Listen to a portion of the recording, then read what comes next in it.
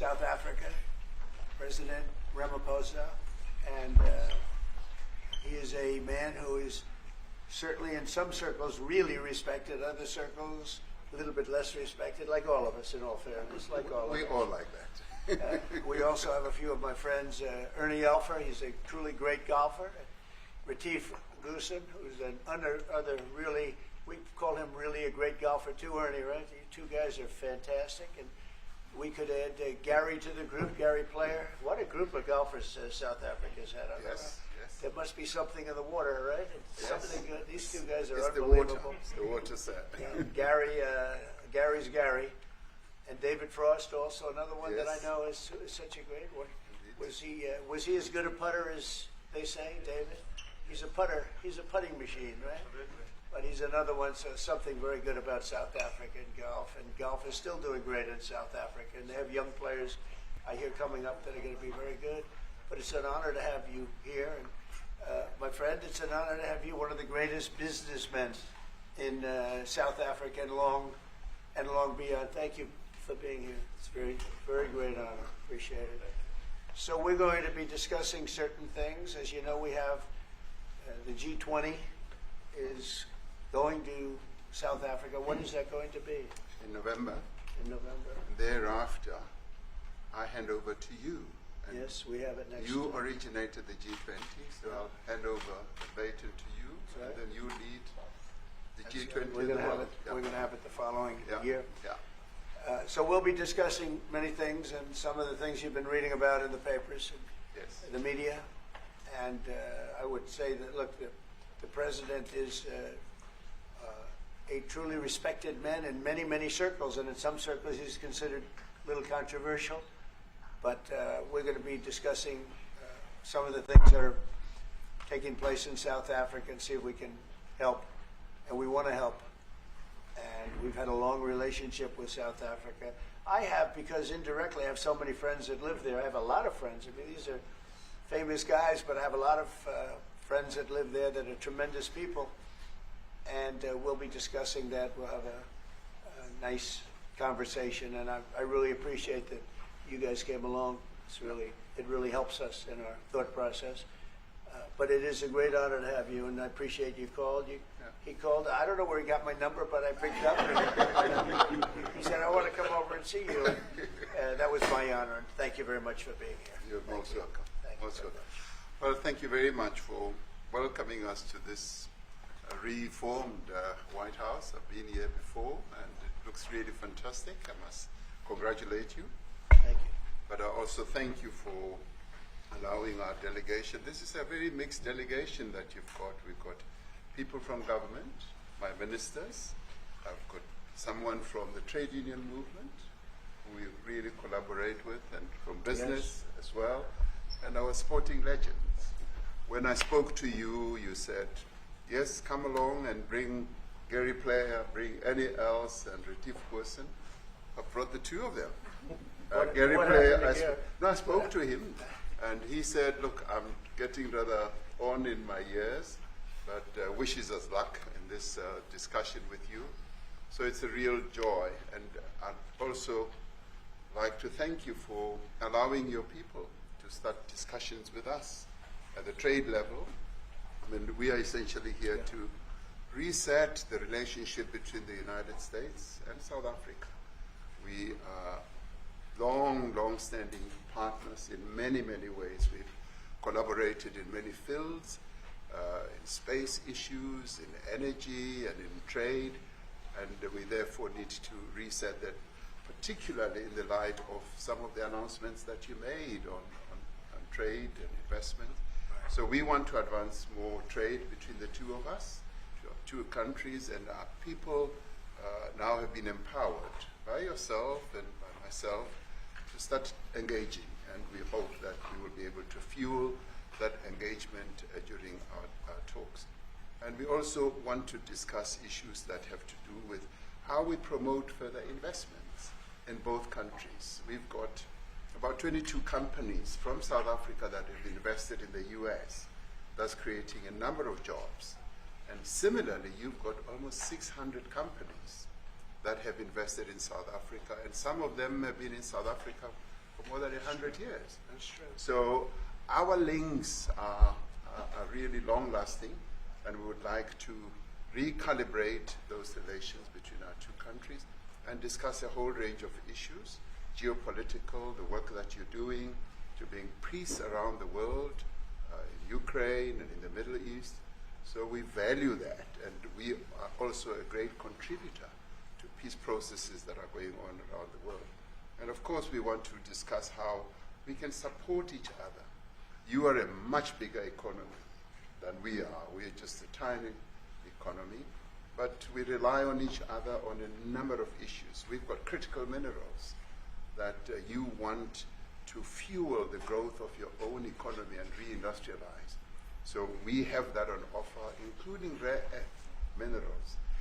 So all that combination of opportunity and the products that we buy from you, as well as what we sell to you, I believe makes up a really good and powerful relationship, which we need to strengthen, which we need to engender, and that is really what has brought us here. And we are really privileged to have, great South Africans in the mix. As you said, you'd like to see them as well. And I brought you a really fantastic golf book. Weighs 14 kilograms. Oh, that sounds good. And it showcases the golf courses in our country. Johan Rupert wrote preface, so did Annie else. And I want to showcase our golf courses. You might remember when I spoke to you and we spoke about golf, you said I should start practicing. And I've started practicing, President, so I'm ready. But let me end just the introductory remarks by thanking you. You may not recall that 5 years ago I spoke to you during the COVID period. Right. And it was at a time when the whole world was going through a really cathartic moment. Right. And we asked for assistance, and you were able to assist us with respirators.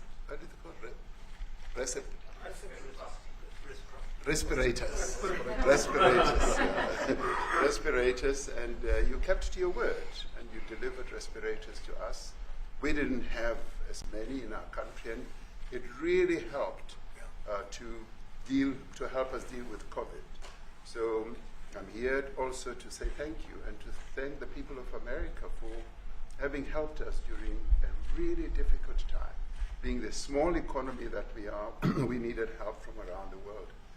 And you were there to provide that. So thank you very much. I remember the call. Yeah. We sent 150 respirators. We became the respirator king. We started making them. Nobody had them. We had very few of them. That's right. But they were very helpful. But we sent 150, and I appreciated the letter. You wrote me a letter. And that's right. Yeah. I appreciate that very much. Thank you very much for that. It really touched my heart after I spoke to you, and you delivered. It's a great honor. Thank you very much indeed. Any questions, please? Mr. President, you welcome white Afrikaner refugees here. Can you explain to Americans why it's appropriate to welcome white Afrikaners here when other refugees like Afghans, Venezuelans, Haitians have all had their protective status revoked? Well, this is a group, NBC, that is truly fake news. They ask a lot of questions in a very pointed way. They're not questions, they're statements. We've had tremendous complaints about Africa, about other countries too, from people. They say there's a lot of bad things going on in Africa, and that's what we're going to be discussing today. When you say we don't take others, all you have to do is take a look at the southern border. We let 21 million people come through our border, totally unchecked, totally unvetted. They came from all over the world. In many cases, they're criminals. They come from prisons. They come from mental institutions. They come from street gangs. They're drug dealers. So don't say that we didn't take them. We're trying to get them out as fast as we can. And we're doing record business on that. And we just won a big case where we're allowed to send back hundreds of criminals to Venezuela. Just won that today in the Supreme Court. I'm happy to hear. But we do have a lot of people are very concerned with regard to South Africa, and that's really the purpose of the meeting, and we'll see how that turns out. But we have many people that feel they're being persecuted, and they're coming to the United States. So we take from many locations if we feel there's persecution or genocide going on. And we had a lot of people. I must tell you, Mr. President, we have had a tremendous number of people, especially since they've seen this. Generally, they're white farmers, and they're fleeing South Africa, and it's a very sad thing to see. But I hope we can have an explanation of that, because I know you don't want that. It's a kind of a different meeting. Normally we have meetings, we talk about trade, and we'll be talking about trade and other things. But that certainly will be a subject that comes up, yeah. Yes, please. Yeah, Brian? thank you very much. I'd like to get your thoughts on Letitia James. Director Polte, according to him, Letitia James says that the alleged mortgage fraud was simply a mistake. I want to get your thoughts on that. She put down that her father was her husband in order, and this is very similar to, I guess, the false attacks they had on you. Well, I don't know what it is currently, but Letitia James, who's the Attorney General of New York State, it seemed, I'm not involved in that at all. I know that it's being handled by various groups, I guess, but it's major fraud, mortgage documents, and fraudulent everything. Yeah, I think she said the father was her husband, which she had to have a husband, or so she chose her father, and she put it down, and she had didn't she sign in Virginia, yet she said she lived in Virginia, yet she's the New York State Attorney General, and she did that for tax reasons, so she could take advantage of taxes. And she had the wrong number of units. She had a much different number, which wouldn't have allowed her to qualify and scam the government. So I don't know. I think she's very bad for New York, but I really don't know too much about it, but I appreciate the question. Yes, sir. Thank you very much. Yes, Yes. Mr. President, what's the benefit for you to be Go ahead. convinced that there's no genocide? Go ahead. Please. Thank you, Mr. President. So May 25th will be the celebration of Africa Day, which pretty much a lot of celebration will be taking place around the world, including here in the United States. What is your message to the entire African continent, African people, in this important occasion? Well, I want to see peace, and I want to see happiness. I want to see health, and you have incredible land. There's tremendous value. A lot of countries don't have that value in the land. The value you have. We have a situation. I think you probably heard about it. We've done through some very talented people, helped settle a war that's been raging for years, Rwanda and the Congo, and I think we've done it. Believe it or not, I think we've done it. And could you just say a few words about that, my friend? Yes. A couple of weeks ago, the two parties signed a declaration of principles in which they've agreed on the way forward. And they have both submitted draft peace agreements, and we have put together one that incorporates both of their suggestions, and we've given it to them. So we're in the process of finalizing this. Looking good, right? Looking very good. We have to thank you for even those efforts, because the African continent, particularly SADC, our Southern African Development Community, has for years been seeking to foster peace in the Democratic Republic of the Congo. So all efforts, including those from outside the continent and inside the continent, are really worthwhile.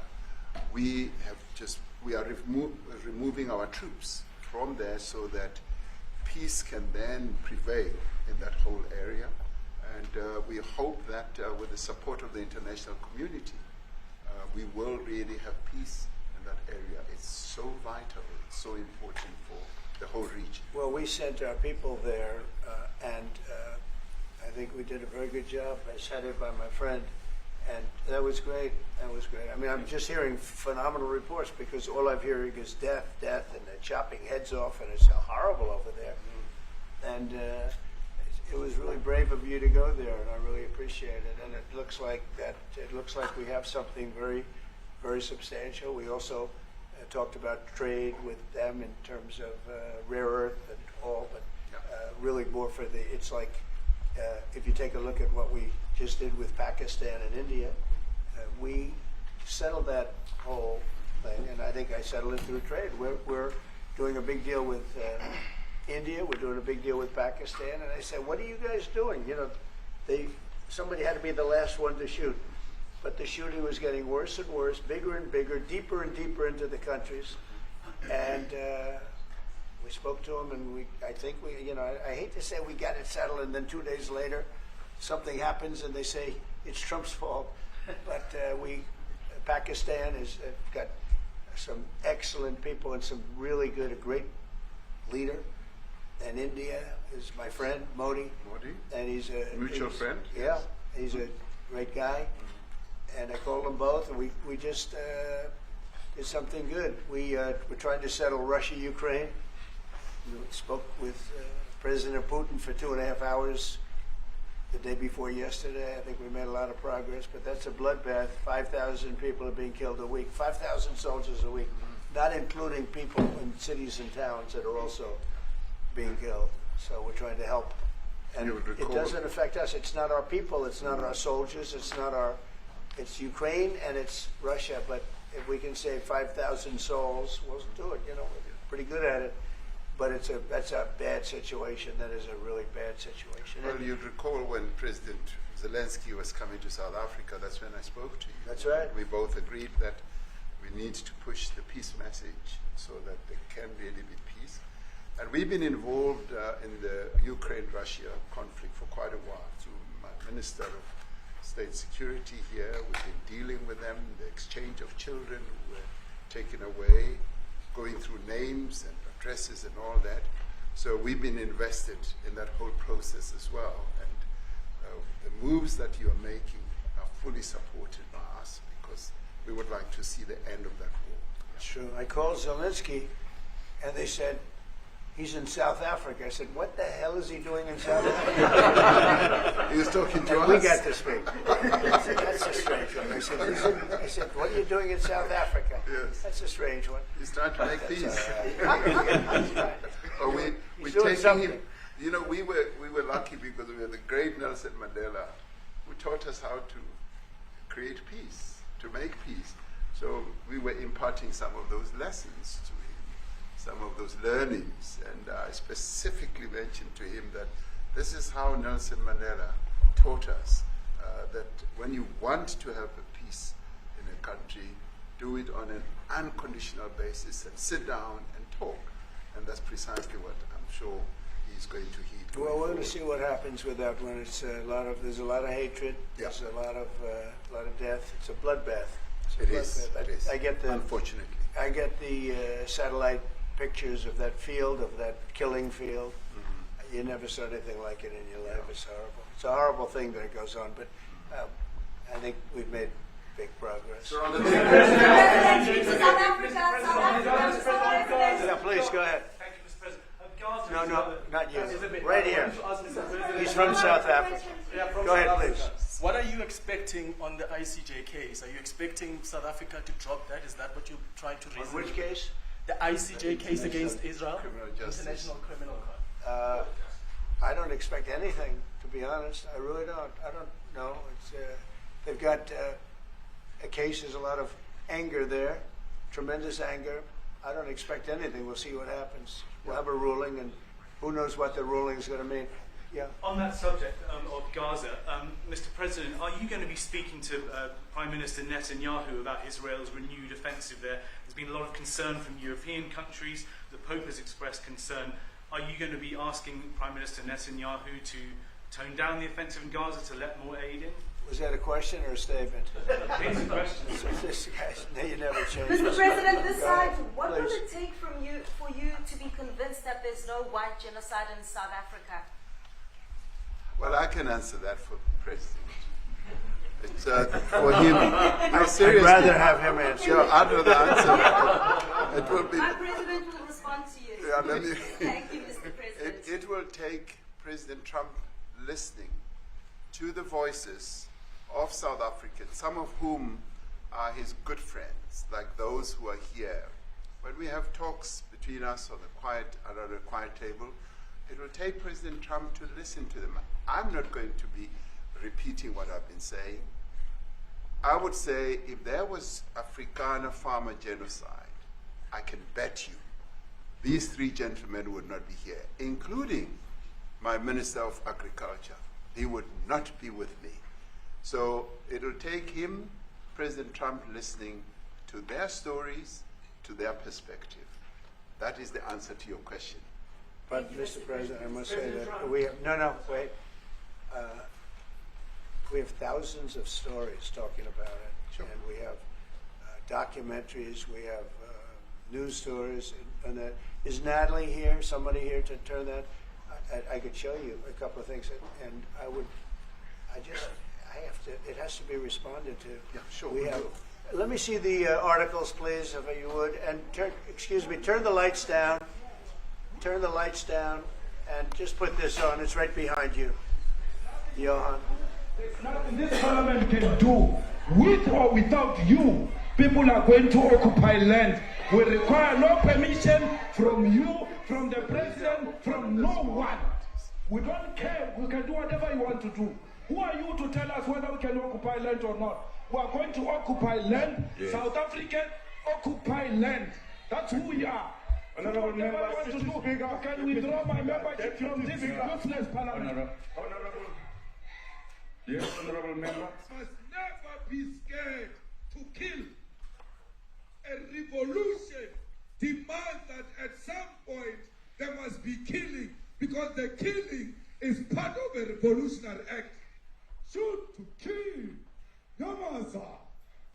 Kill the poor, the farmer. Kill the poor, the farmer. Brr, pa, pa, brr, pa, pa. To kill. Yamaza.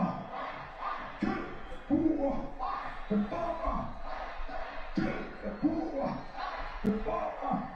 The mayor of DA in PE is a white man. So these people, when you want to hit them hard, go after a white man. They feel a terrible pain because you have touched a white man. Not because Mashaba and Soli will not be touched. They will be touched, don't worry. But we are starting with this whiteness. We are cutting the throat of whiteness. It's like that. Shoot to kill. Yamaza. Kill the poor, the farmer. Kill the poor, the farmer. Brr, pa, pa, brr, pa. Shoot to kill. Yamaza. Kill the poor, the farmer. Kill the poor, the farmer. Brr, pa, pa, brr, pa, pa. I don't know what's going to happen in the future. I'm saying to you, was not called for the killing of white people, at least for now. I can't guarantee the future. Yeah, but I mean, you'd understand somebody watching that, especially as it gets shared on Twitter, they freak out. It sounds like a genocidal thought.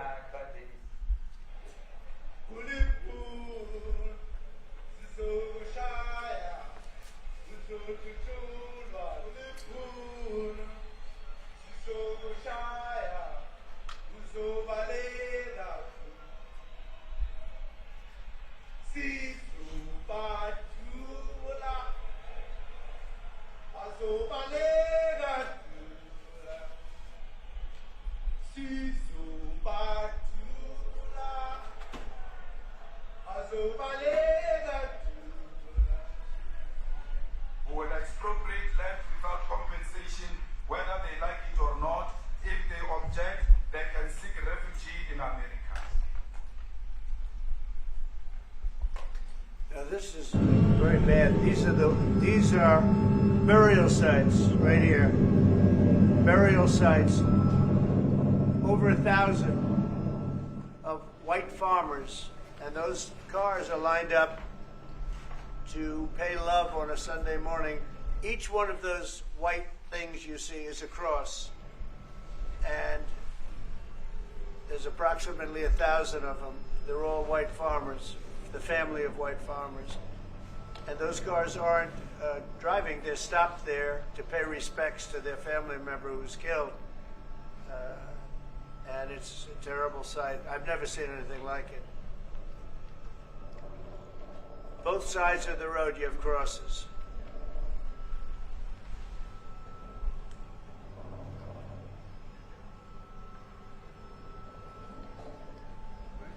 Those people were all killed. Have they told you where that is, Mr. President? No, I'd like to know where that is, because this I've never seen. But, okay, I mean, it's in South Africa. That's we need to find out.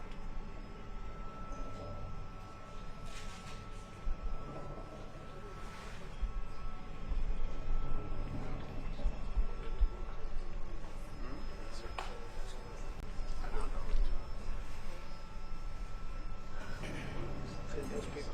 I don't know. No. Okay. Mr. President, the Pentagon announced that it would be accepting a Qatari jet to be used as Air Force One. What Perhaps are you talking about? Can we have a South Africa question, please? Mr. President, the maybe Pentagon's vote first. What does this have to do with the Qatari jet? They're giving the United States Air Force a jet, okay? And it's a great thing. We're talking about a lot of other things. It's NBC trying to get off the subject of what you just saw. You are a real, you're a terrible reporter. Number one, you don't have what it takes to be a reporter. You're not smart enough. But for you to go into a subject about a jet that was given to the United States Air Force, which is a very nice thing, they also gave $5.1 trillion worth of investment in addition to the jet. Go back, you ought to go back to your studio at NBC, because Brian Roberts and the people that run that place, they ought to be investigated. They are so terrible the way you run that network, and you're a disgrace. No more questions for me. Go ahead. Go ahead, talk about that. Please, may we have a South Africa His name is question, Peter Mr. President something. He's Trump? a terrible If they're reporter. committing genocide, why invite them to the White House? Quiet. I'll be quiet. Quiet. Sure, that's my question now. Let's go.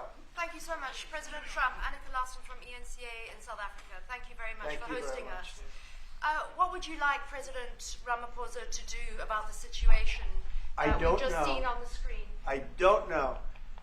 Look, these are articles over the last few days. Death of people. Death. Horrible death. Death.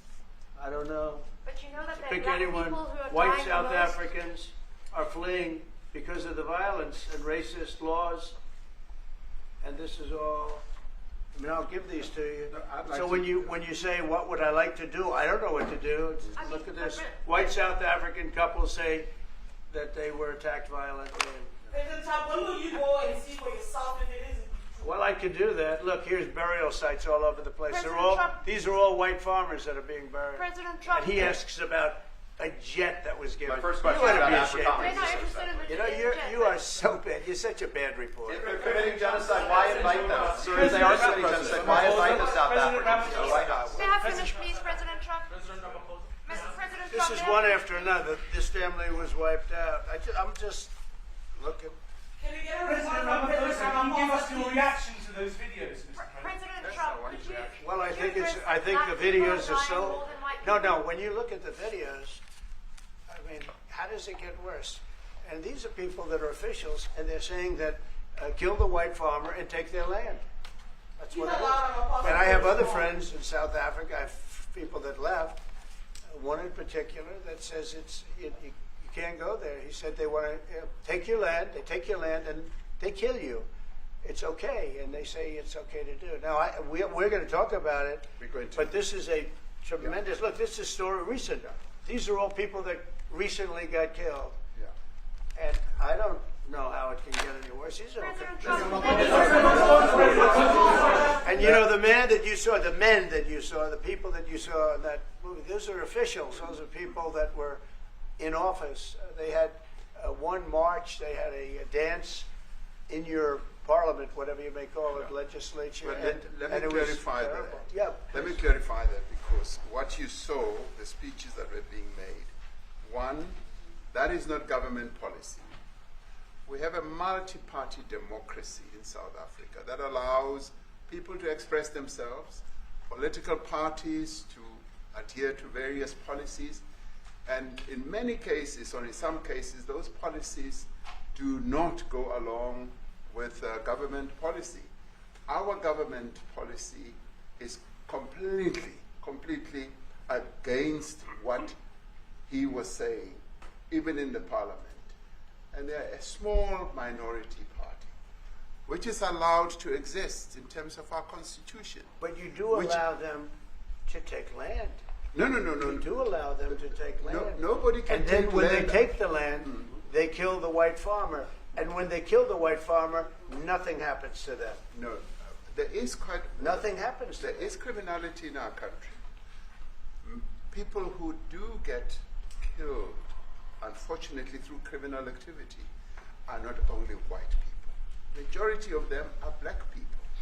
And we have now The been farmers aren't utilized- black. The farmers are not black. We are I don't now- say that's good or bad, but the farmers are not black. And the people that are being killed in large numbers, and you saw all those grave sites, and those are people that loved ones going, I guess on a Sunday morning, they told me, to pay respect to their loved ones that were killed. Their heads chopped off. They died violently.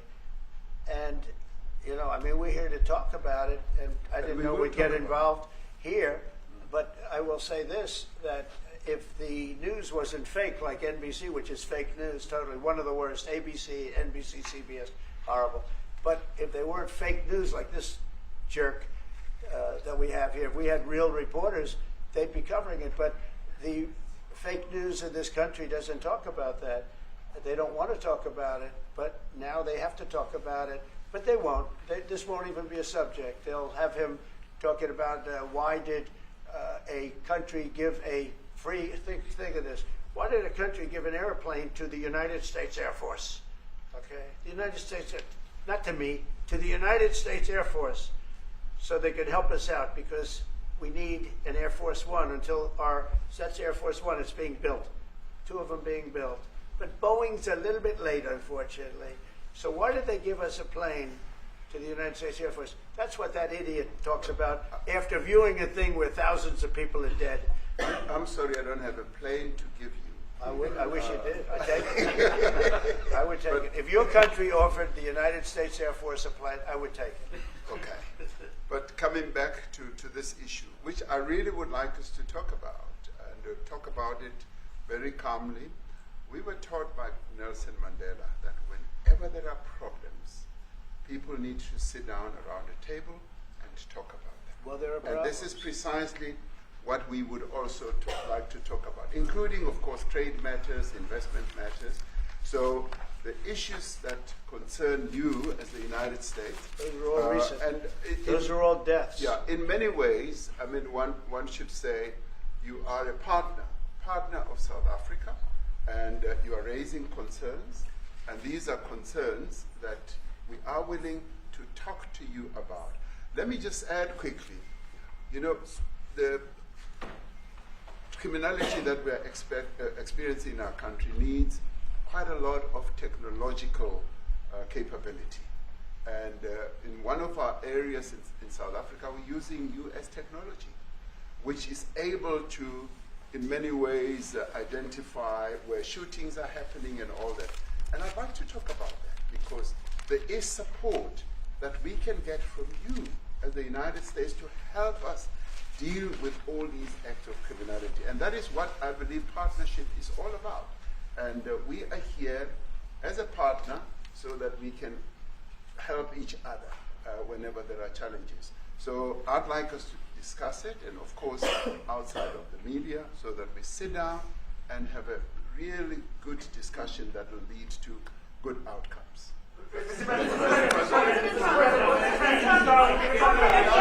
there any other further punitive measures that could be in place should you not be satisfied that South Africa is fixing some of the very bad things, in inverted commas, that you tweeted are happening?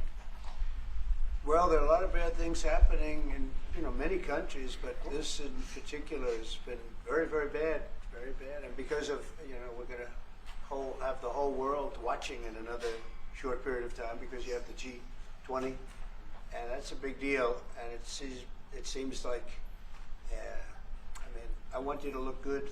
I don't want you to look bad. Very good. But We have hundreds of people, thousands of people trying to come into our country because they feel they're going to be killed and their land is going to be confiscated.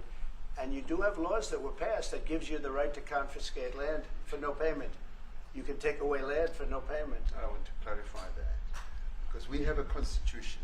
Our constitution guarantees and protects the sanctity of tenure of land ownership. And that constitution protects all South Africans with regard to land ownership. However, we do say, because we've got to deal with the past, the government, and as your government also has the right to expropriate land for public use. And you're doing that. And we've never really gotten underway with that. And we No, are no, going to be doing you're so. And taking people's land we away have not. from them. We have, And those people, in many cases, are being executed. They're being executed. And they happen to be white, and most of them happen to be farmers. And that's a tough situation. I don't know how you explain that. How do you explain that? They're taking people's land away, and in many cases, those people are being executed. And in many cases, it's not the government that's doing it. It's people that kill them and then take their land, and nothing happens to them. But we have thousands of people that want to come into our country. They're also going to Australia in a smaller number.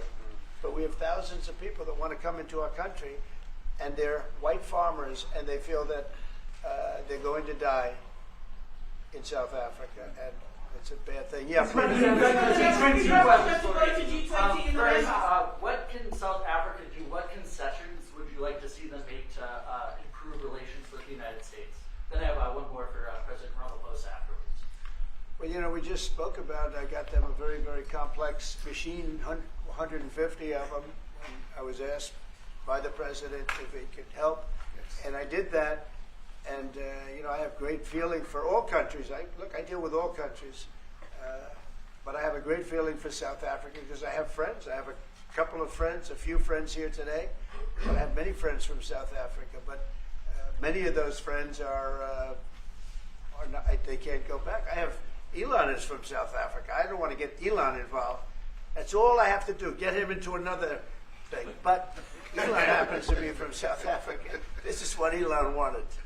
He actually came here on a different subject, sending rockets to Mars, okay? Yes. He likes that better. He likes that subject better. That's right. But Elon is from South Africa, and I don't want to talk to him about that. I don't think it's fair to him. That's right. But I will say that people are fleeing South Africa for their own safety. Their land is being confiscated, and in many cases they're being killed. And that scene of, you see how many crosses they have. Those crosses, that's a dead person in every one of them. And those trucks or cars are paying their respects to all of those dead people on a Sunday morning. That's a rough thing to explain away. And the problem we have, and the way, you know, a correct and a fair media exposes things. But we have a very corrupt media. They won't even report this. If this were the other way around, it would be the biggest story. Now, I will say apartheid, terrible. That was the biggest story. That was reported all the time. This is sort of the opposite of apartheid. What's happening now is never reported. Nobody knows about it. All we know is we're being inundated with people, with white farmers from South Africa. And it's a big problem. Marco Rubio was telling me he's never seen anything like it. The numbers of people that want to leave South Africa because they feel they're going to be dead very soon. Yes, please. I was going to say, Brian, if I could just ask you a question. 72% of farmers in your country are white. If they flee, do you feel that maybe the economy could collapse? You may not have a gap to fill in those people that need to replace those farmers. You know, I'd like my Minister of Agriculture, who is white, who comes from an opposition party to mine, who's joined my government at my invitation to address this very issue, including the question that you've just raised. John? Thank you very much, Mr. President. Yeah. And Mr. President, thank you for welcoming us to the White House. I would say we have a rural safety problem in South Africa, and I don't think anyone wants to candy coat that. And it requires a lot of effort to get on top of it. It's going to require more policing resources. It's going to require a different strategy to be able to deal with it. but certainly the majority of South Africa's commercial and smallholder farmers really do want to stay in South Africa and make it work. And I've just come from the largest agricultural show in the Southern Hemisphere with organized agriculture and farmers, and the majority of them want to stay. But they too there have a memorial to those who've died as a result of farm attacks. And as the Minister of Agriculture, it is something that I'm particularly exercised with my colleagues at police and my colleagues in the justice cluster to start making farm attacks and stock theft a priority crime. And it affects all farmers in South Africa, particularly stock theft. It has a disproportionate effect on smallholder black farmers. I also want to just say this, that the two individuals that are in that video that you've seen are both leaders of opposition minority parties in South Africa. Mkhonto Wesizwe under Mr. Zuma, and the economic freedom fighters under Mr. Malema.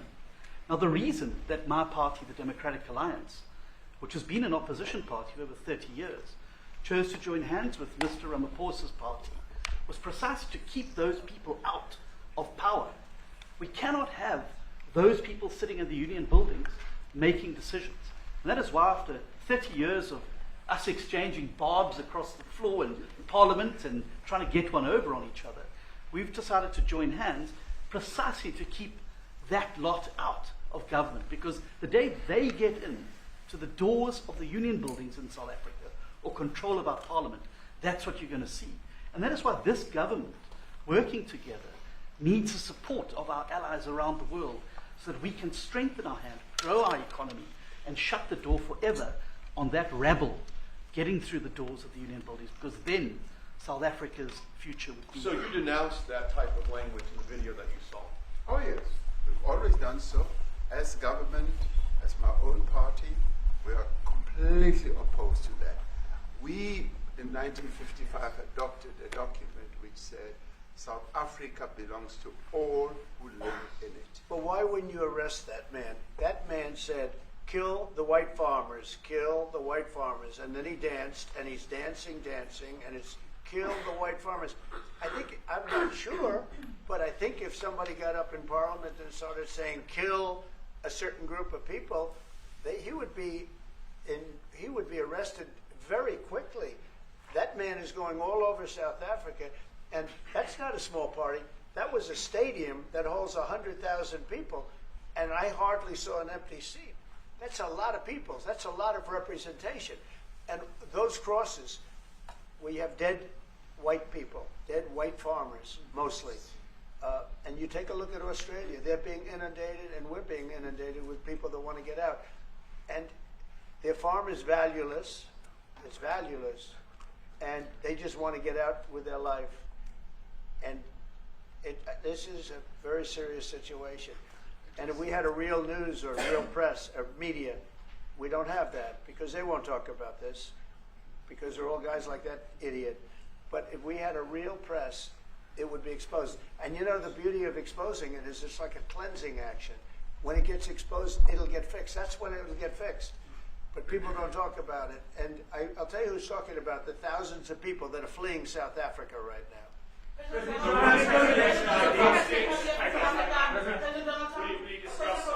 discussed USAID and the devastating impact the cuts are having across the African continent. Yeah, well, it's devastating, and hopefully a lot of people are going to start spending a lot of money. And I've talked to other nations. We want them to chip in and spend money too. And we've spent a lot, and it's a tremendous problem going on in many countries. A lot of problems going on. The United States always gets the request for money. Nobody else helps, as you know. Europe doesn't help. Europe hasn't given anything. All they do is sue our companies. You know, they sue Apple, and they sue all of our companies. Apple had to pay $17 billion on a nonsense lawsuit. Very unfair. But we're going to always be there to help. It's showing rightly South African broadcasting. If this Afrikaner resettlement issue is resolved, you're going to go into a room after this, you guys are going to talk. If it is resolved, what is the potential for the future-looking relationship? It's fantastic. It's got to be resolved. It should be resolved. It's a little bit bad when you see a stadium with 100,000 people in it, because that means it's more than just a little movement. It's a pretty big movement in South Africa, so it has to be resolved. It'll be the end of the country if But it's is not there resolved. potential for the relationship moving forward? I hope so. Are you That's going why to I'm here. in November? I mean, I'm not here for my health. I'm here to see what we can do. So, no, I'd like to see. I have friends. I can tell you, Ernie Els and Retief Goosen, they feel so strongly they wanted to be here on behalf of South Africa, not on behalf of me. And, you know, they said, can we be here for this? Because they love the country. Ernie, do you guys want to say a couple of words or anything? I hate to put you in this. This is tougher than sinking a 3-footer. Which they have, and they've sank many 3-footers. Thank you, Mr. President. And thanks for the honor of being here. We've known each other a long time. We have spoken. You know, we're proud South Africans. I still have my South African passport. You know, we travel with this passport, you know, and I got my visa here. So, you know, but we want to see things get better in our home country. And that's the bottom line. It's been 35 years since the transition. President Ramaphosa was right in the middle of the transition time in 1990 and before that. So it's been 35 years of ANC government, and I know there's a lot of anger, you know, through the transition. There was always a lot of stuff happening in the apartheid days. You know, we grew up in the apartheid era, but I don't think two wrongs makes a right. You know, President Mandela, when he came out of prison for all that time, didn't come out with hatred, you know, and really unified our nation through sport. You know, we won the Rugby World Cup in the '95. 4 times. We won the African Nations Cup, soccer. You know, we won some majors as golfers and so forth. So what I'm trying to say is, you know, this has been a long time coming. That's why we really wanted to meet you, meet the administration, and see our way forward, because we still want to see our country flourish. You know, we've got some great things going on. Business is getting involved with government. Farmers are getting involved in local municipalities, trying to rebuild some of the infrastructure that's been decaying for a long time. So there's a lot of coexistence going on and help from a lot of areas, but I feel we need the US to push this thing through. We've got a great ally if we can have the US. It's always been an ally of South Africa for a very long time, even in the days of the war, you know, up in Angola. You know, you guys helped us. So very important for us to have your support and you know, get the change we need. Where did you do that well? He might have done that even better than he plays golf, which is almost impossible. Johan, please. Mr. President, if you had to wind all of those tapes properly, you will see I'm the biggest target of that rabble-rouser. Number one for over 10 years, Mr. Malema. In fact, the first time I met him, he was in the youth league with that gentleman, and look how he's changed. Right. We have too many deaths, but it's across the board. It's not only white farmers, it's across the board. And we need technological help. We need Starlink at every little police station. We need drones. I actually got drones donated for the peace parks to stop elephant and rhino poaching. And his predecessor stopped the importation because he said the United States would spy on us. I mean, US basics, the ridicule. So if you can help us. Remember, sir, you and I lived in New York in the 70s. We never thought New York could be what it became. 2 commissioners, a tough mayor.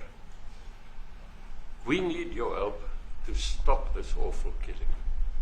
But it's across the board. Ernie is right now building a house in George. I'm building 3 cottages for my grandchildren on a farm outside Graaff-Reinet. I often go to bed without locking the door. And we have a serious problem with illegal aliens who stream across the border. And if you really look at our statistics, a lot of these murders, firstly it's unemployment and illegal aliens. And then I met Vice President Watts many years ago at Charlie Rose show. My wife loved his book. And she reminded me this morning that you emphasized the devastation that occurs when big companies leave towns and cities, and there's a culture of dependency that develops. I remember you discussing it. Now that's our problem. If we don't get our economy to grow, the culture of dependency and the lawlessness will increase. I've been against apartheid all my life, and I'm their #1 target. Please just Google my name and Malema. You'll see it, sir. He marched on the farm. But the crime is bad. The crime is terrible, sir, but Mr. Steenhuisen won't admit to it, but he runs the Western Cape, where I live. And the biggest murder rate is in the Cape Flats. Gangs. We've got gang warfare. Like your M33 or whatever, these guys. We've got equivalents there. But we need your help, sir. And we need Elon technology. Well, one of the real areas of support is really in investments. We've got to grow our economy, because through growing the economy, we're then able to create more jobs. Because crime really thrives where there is inequality and unemployment. And that is one of the reasons that has brought us here, to improve our investment relations, our trade relations, so that we can preserve the number of jobs that your companies have created in South Africa. By virtue of what we export to you, we are able to create up to 500,000 jobs in the auto industry, in the agricultural industry, and a number of other industries, mining, where we export things to you. And we also know that as South African companies invest here, you are also able to create jobs. So it's a mutually beneficial relationship. So our main real reason for being here is to foster trade and investment, so that we are able to grow our economy with your support, and so that we are also able to address all these societal problems, because criminality thrives when people are unemployed, when they have no other hope to eke out a living. So that is what we need to resolve. And your support, your partnership with us is what is really going to give us a strong capability to move forward. Excuse me, do you have anything to say? I mean, I don't want to leave you out. You know, the guy won 3 or 4 majors. 3 or 4? No, only 2. 2. That's a lot. By the way, 2's a lot. A lot of tournaments you won too. Do you have anything to say? Yeah, thank you, Mr. President. President Ramaphosa. I grew up in an area in South Africa that is a farmland area, Polokwane. And there is some issues up there, obviously. My dad was a property developer as well as a part-time farmer. And yeah, some of these buddy farmers got killed. The farm is still going. My brothers run it. But it's a constant battle with farms they're trying to burn the farms down to chase you away. So it is a concern to try and make a living as a farmer. And at the end of the day, without farmers, there's no food on the plate. So we need the farmers And to your brother produce loves the food. farming, right? He wouldn't do it. He wouldn't even want to do what you're doing, right? They love farming. They don't want to leave. But it's a struggle. Yeah, and food and fresh water is the most important thing in life. those two things we can't survive. How is the water there? The water is great. Obviously, all the water comes out of the borehole, out of ground for us down there. But yeah, it is a battle to get the water out sometimes when all the equipment gets stolen all the time that you're trying to get the So water does out. your family and your brother, do they feel safe on the farm? They live behind electric fences, you know, try and be at night safe. But it is constant whenever you leave that something could happen. And There's nowhere to live. you know, both of them has been attacked in their houses. My mom's been attacked in her house when she was 80. So it is difficult. But you know, the guys live a great life despite everything going on. Something. President Trump, I've brought along the president of the largest trade union in our country, Ziggy Solosi, because she leads many, many workers, more than 1 million, 2 million workers. And maybe we should give her a chance to say something because she's come all the way to join us. Thank you very much, Mr. President Trump, Thank you. for having us, and President for extending the invitation to us as organized labor. And I must say that we are here to support the initiative that has been made by our government with business, of course, as organized labor. We've been coming to Washington on the AGOA trade relations in the previous regime, and I think at the center of it all, for me, it is exactly what Mr. Rupert has said, the importance of us growing the economy. We have always emphasized when we were here and kept on coming and negotiating on AGOA that the 600 US companies that are based in South Africa, as you said, President Ramaphosa, 500,000 jobs will be wiped out. We need more foreign direct investment in our country. We are not just talking about those that will lose employment, but we are talking about over 40% of people that are unemployed, that have no hope of ever finding a job. And we think that, correctly, as they have said, that we need to deal with the issue of porous borders in our country, so that everyone that comes in is documented. We also need to, and I would have thought that the minister would address the issue of land expropriation and how the policy works in South Africa. Recently, President, as you were preparing to come here on the news, in, I think it was in Natal, there was a handover of farms, and white farmers were saying, we are donating the land, but also there's a willing buyer, willing seller in South Africa. So there is no expropriation without compensation, but it is a willing buyer, willing seller. And that white farmer was even saying, President, that the government is even paying more in buying the land than what the land is worth of. And I think those are the realities, President, that we must say that we need to address, of course, but also the importance of agriculture linked to AGOA. People rely on it, and I think, as Retief have said, for survival and living. But lastly, for me, President, is also the issue of the crime statistics. There is no doubt about it that we are a violent nation, you know, for a number of reasons, and we're not condoning anything. But also, if you go into the rural areas where black majority are, you would see women, elderly, being raped, being killed, being murdered. And these are black elderly women that would be found throat slits, raped multiple times, and all of that. And the problem in South Africa, it is not necessarily about race, but it is about crime.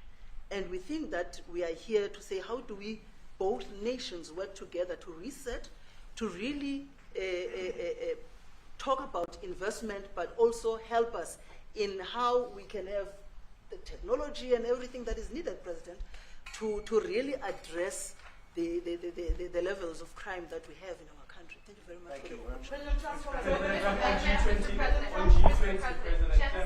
Genocide is a very strong word. I'm wondering if you've made up your mind as to whether you believe genocide is occurring in South Africa, or you still have doubts, and if you have made up your mind, why invite President Ramaphosa here today for this conversation? Well, I haven't made up my mind. I hate to see it from the standpoint of South Africa, but also, I'm trying to save lives. I'm working with Russia and Ukraine. I don't have to do that. It's not our war. It was started by other people. It was helped along by our past administration, and it would have never happened if I were president. But I'm trying to save lives, no matter where. Rwanda, I have nothing to do with Rwanda and the Congo, but I felt I had a very talented person in this administration, and I sent him there, and he did an unbelievable job. I think. I mean, we're going to find out, but he's done the hardest part of the job. It should happen. If I can save lives, I want to save the lives. If it's in Africa, that's great. If it's in Europe, if it's wherever it may be, and it's a very small investment to do, believe me, compared to what the consequences are. So I hope we can do something. Look, I have so many friends. These two men, I have great admiration for them because I know what they do for a living.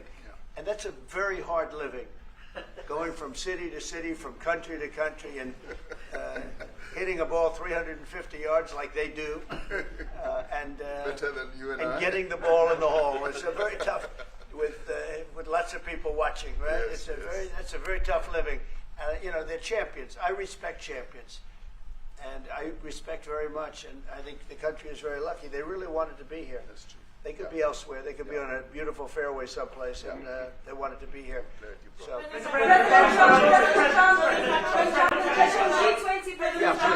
name is Yanda Mlobo from Newsroom Africa in South Africa. How important is it for the United States to be at our G20 summit in November, given the relationship between our two countries? You've just heard what has been said to you just now. Are you coming, and are you preparing to come? So without the United States, the G20, just like the G7, used to be the G8, but brilliantly they threw Russia out. Would have been a lot better if Russia was in. A lot of people would say, oh, that's not it. Because if Russia was in, you probably wouldn't have this war. And if you had a different president, you wouldn't have the war either. But we have a G7. It's important that the United States is at both of them. I think without the United States, I really believe it's not very important. It's not the same meaning. As I said to President Trump, the U.S. really originated the G20. And it's important that the United States continues to play a key role in the G20. And we are privileged to be the president of the G20, but we are even overjoyed that we are going to hand over to the United States, who are the originators. And for that reason, I expect the United States to continue playing the leadership role in the G20 together with other countries. And I've said when I initially spoke to President Trump on the phone, I want him to come to South Africa for a state visit, and I also want him to come and participate in the G20. And I want to gladly hand over to President Trump to take the leadership of the G20 forward in November. Thank you very much. Thank you very much. Thank you. What is it going to take to convince you to don't want to leave. They like you so much.